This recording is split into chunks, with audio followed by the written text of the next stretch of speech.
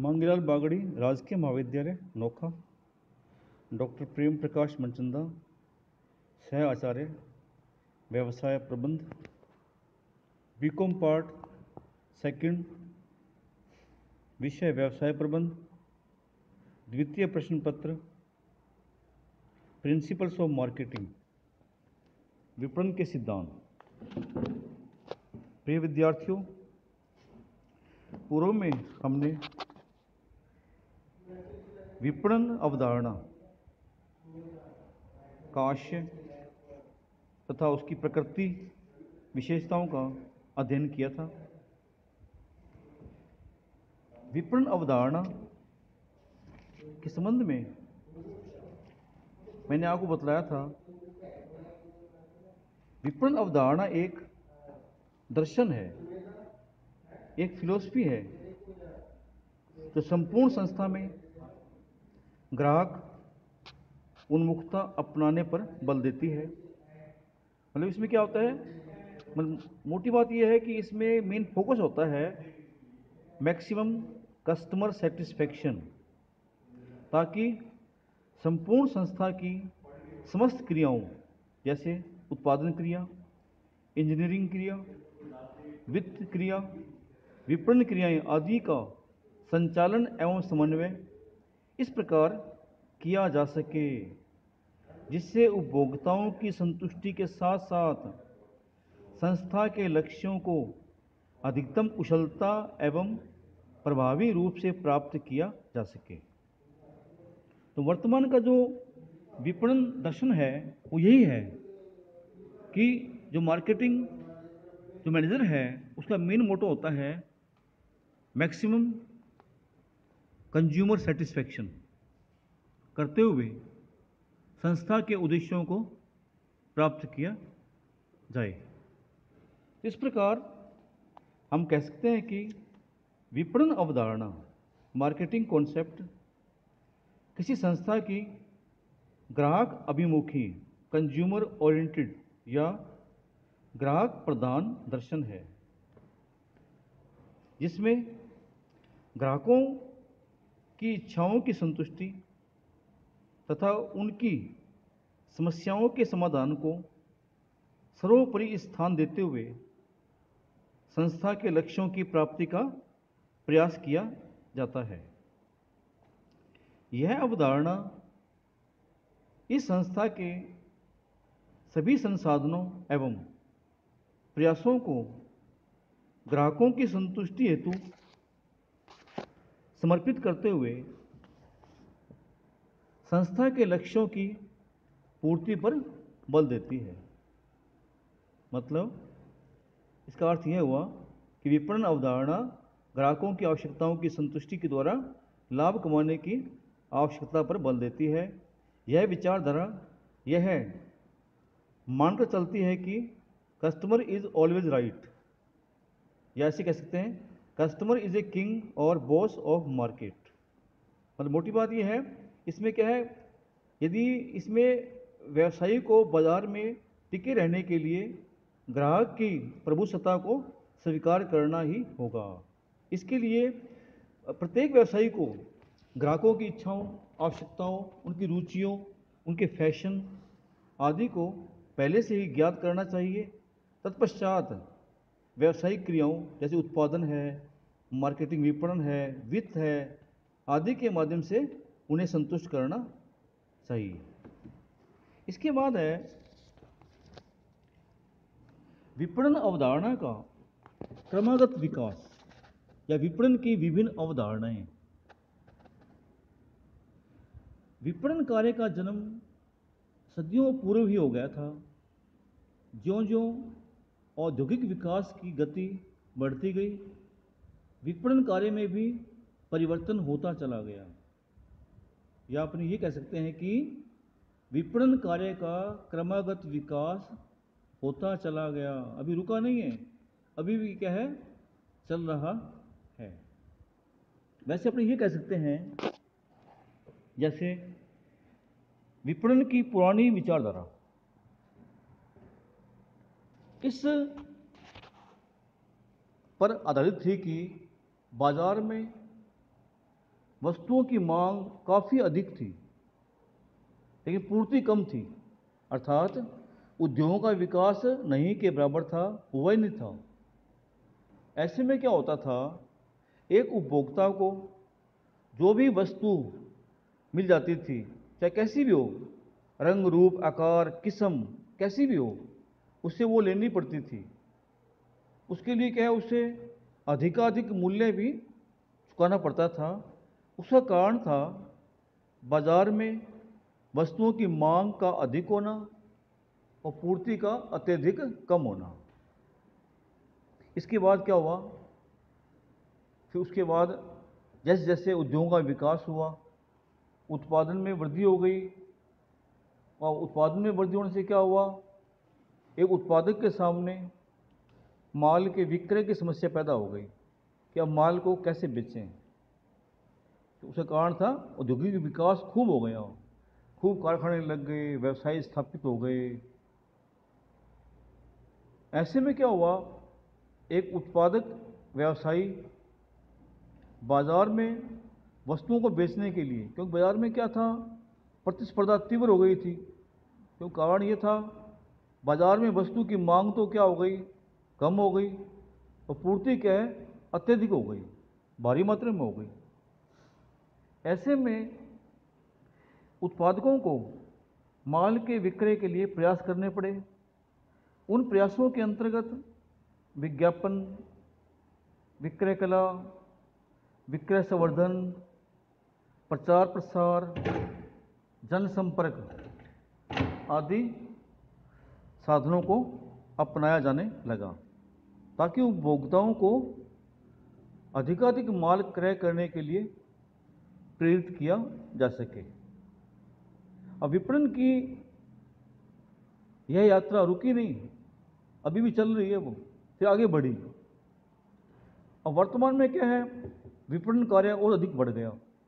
वर्तमान में क्या है, विपणन कार्य माल के उत्पादन से पूर्व ही आरंभ हो जाता है और माल के विक्रय के बाद भी चलता रहता है।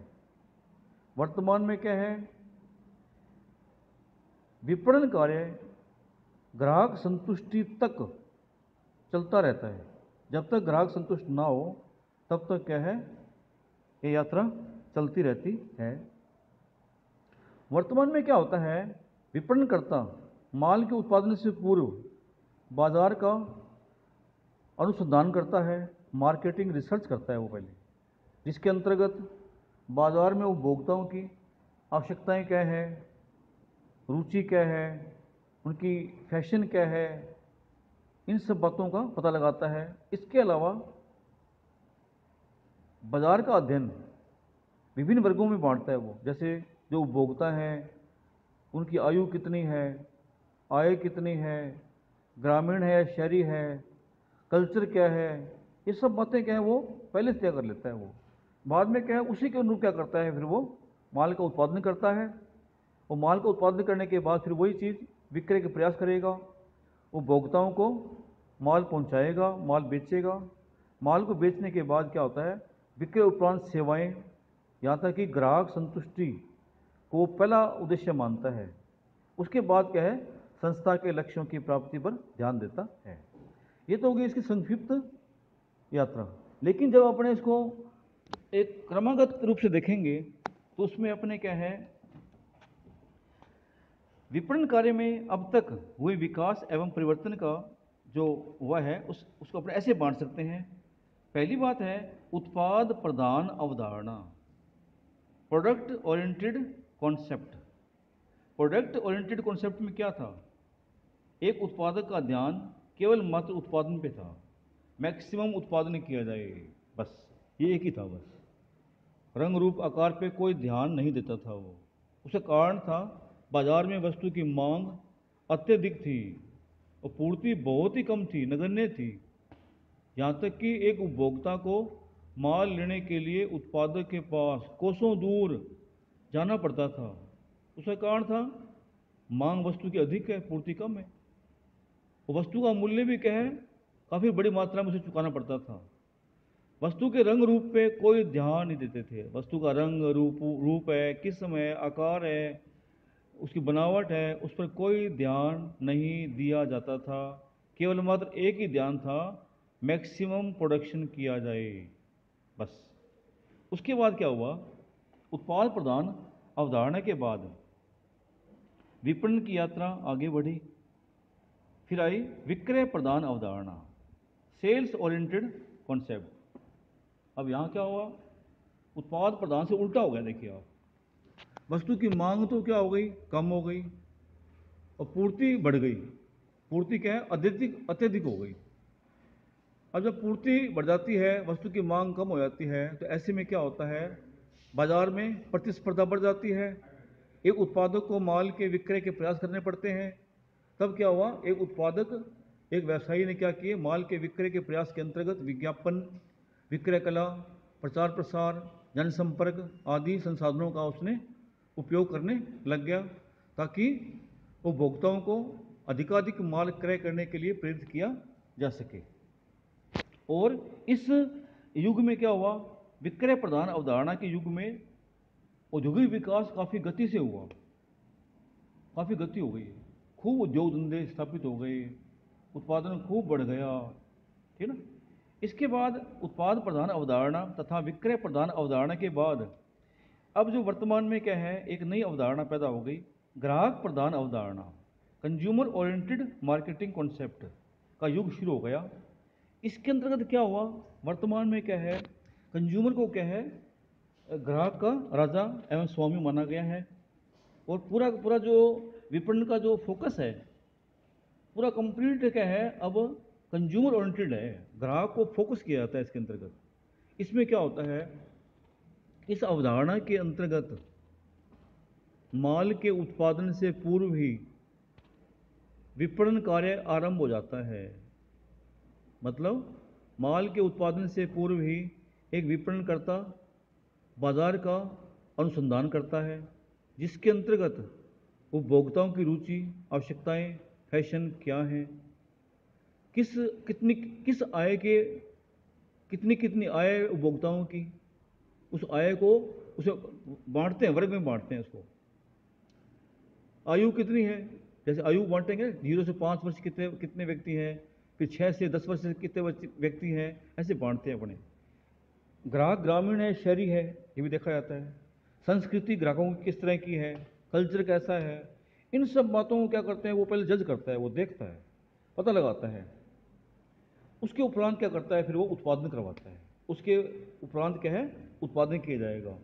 मतलब कि उपभोक्ता की रुचि है, आवश्यकता है, फैशन है, उनकी आय है, आयु है, कल्चर है, इन सब बातों को ध्यान रखते हुए उत्पादन करवाया जाता है। उत्पादन करने के बाद क्या करते हैं, फिर उसको माल को बेचते हैं। माल को बेचने के बाद क्या होता है, केवल मात्र माल बेचने तक क्या होता है, विपणन क्रिया समाप्त नहीं होती।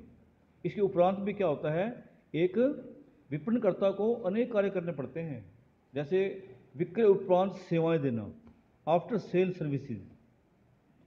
यदि अपने विक्रय उपरांत सेवाएं देंगे तभी क्या होगा, वह जो कस्टमर है, ग्राहक है, वो दीर्घ काल तक क्या है, उस कंपनी के साथ, उस उत्पाद के साथ जुड़ा रहेगा। मतलब यहाँ तक कि वर्तमान में ग्राहक संतुष्टि, कंज्यूमर सेटिस्फैक्शन, ये मेन फोकस है वर्तमान में। कंज्यूमर संतुष्ट होना चाहिए, उसके बाद आप लाभ कमाएं। मतलब कि उपभोक्ता को संतुष्ट करते हुए संस्था के उद्देश्यों की प्राप्ति की जाए, ये वर्तमान में मोटो ये है। यदि दीर्घ काल तक यदि एक व्यवसायी ने उसमें रुकना है, तो उसे क्या है, इस विचारधारा का पालन करना पड़ेगा। अब वर्तमान में क्या है, एक नई कॉन्सेप्ट आ गई है, वो कॉन्सेप्ट है सामाजिकीय विपणन अवधारणा, सोशल मार्केटिंग कॉन्सेप्ट। सोशल, इसमें क्या होता है,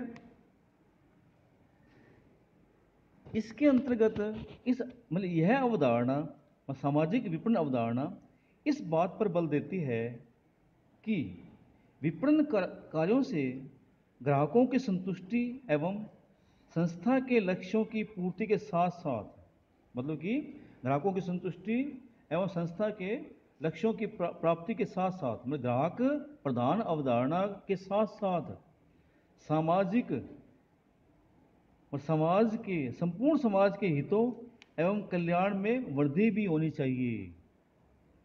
मतलब अपने ये कह सकते हैं कि सामाजिक विपणन अवधारणा एक व्यापक अवधारणा है, कॉम्प्रिहेंसिव कॉन्सेप्ट है, जो उपभोक्ता एवं समाज के दीर्घकालीन कल्याण पर ध्यान देती है। मतलब इसमें क्या ये बताया गया है, उपभोक्ता और समाज, संपूर्ण समाज है इसमें, इनके दीर्घकालीन कल्याण पर यह अवधारणा बल देती है। तो ये अपनी थी विपणन की अवधारणा।